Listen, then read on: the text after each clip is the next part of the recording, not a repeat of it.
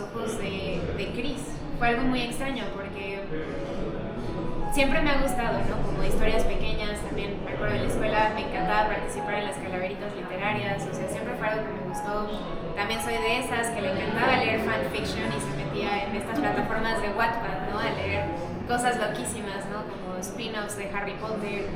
Entonces, también me acuerdo mucho, ¿no? Con una de mis mejores amigas, Andrea, de la prepa, o sea, en serio, nos sentábamos en el recreo a compartir historias, o sea, siempre fue como algo que me gustó y lo necesito para sentir que puedo alejarme de mi propia historia y de lo que me llega a doler.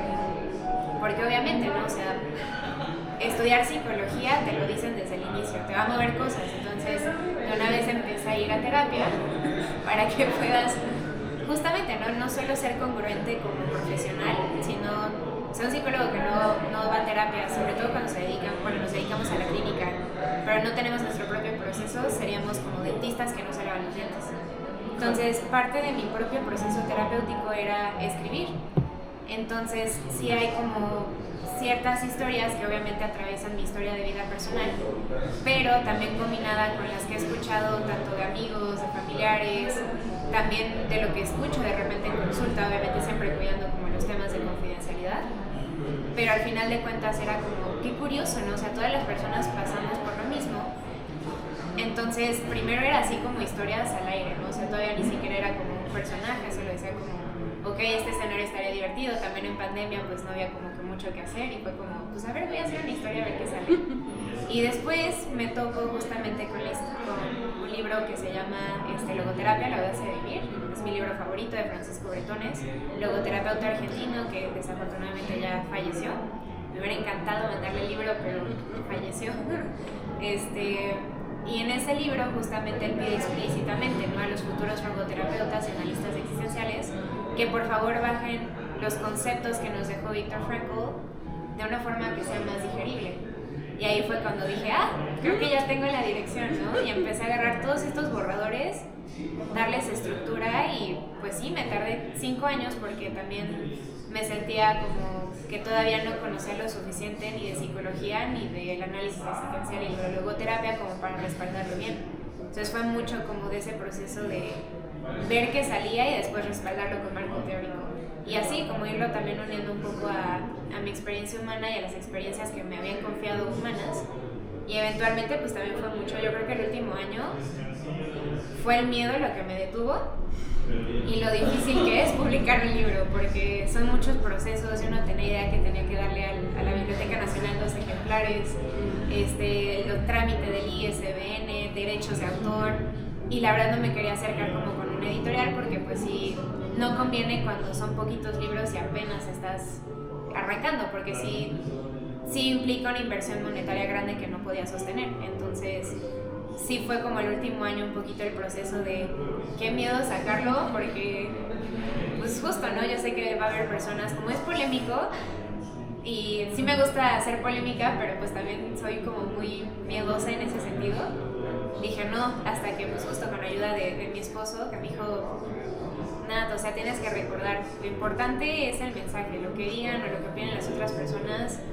Tú sabes para qué lo estás escribiendo, entonces confía en que sabes desde dónde lo estás haciendo, y las personas que genuinamente abran su corazón van a llevarse algo, y las que no, está bien, no significa que tú estés mal o que seas mala persona, porque pues no somos moneditas de oro, ¿no? Entonces eso me trajo mucha paz y la verdad es que sí le agradezco con el alma a Luis Miguel, porque de no haber sido por él esto la verdad no hubiera sido posible. O sea, me dio valentía en tiempos donde creo que no estaban, entonces había flaqueza. 100%, o sea, sí es un proceso personal, también profesional, y pues de atreverme, la verdad, porque sí, todavía me da miedo, pero vengan a la presentación. Justamente, ese es un mérito adicional. El publicar de manera independiente es todo un desafío, ¿sí? No solamente en el aspecto económico, que es muy relevante, sino en todo lo que implica hacer todo este proceso legal, ¿sí? O sea, que además desconocemos muchos de nosotros.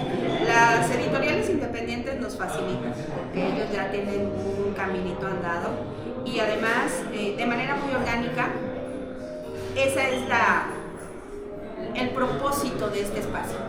de esta pequeña cápsula que yo comparto con ustedes y que Natus comparte con nosotros. O sea, realmente se habla mucho del comercio local, ¿no? Consume local. Sí. Pues nosotros consumamos de manera local. Creo que vale la pena confrontar el texto con nuestras historias, pero sobre todo enriquecernos de la mirada de alguien más. Ese proceso de 5 años me parece maravilloso porque efectivamente está plasmado aquí.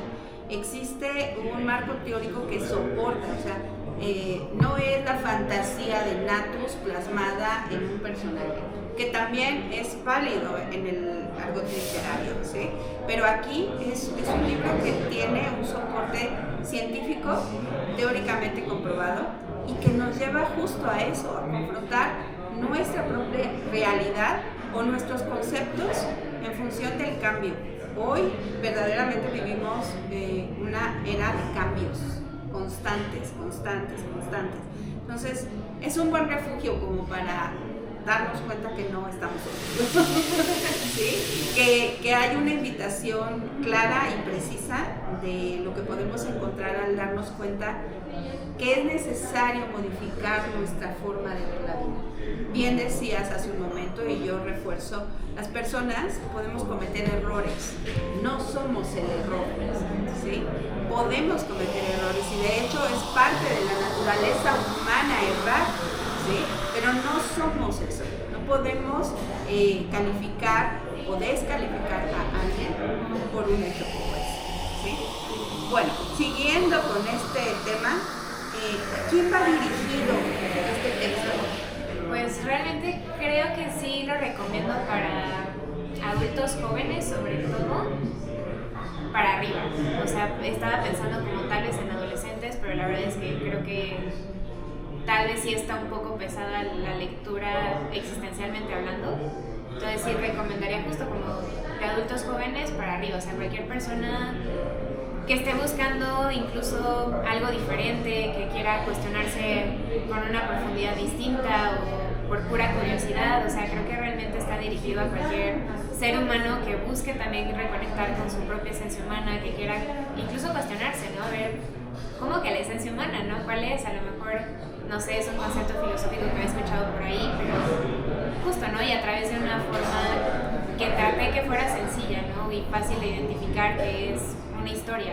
Por eso también justo como el lema o digamos el hashtag de este libro es que todos somos Cris. ¿Por qué? Porque no importa justo, o sea, qué edad tienes, o sea, no importa tu contexto, no importa tu género.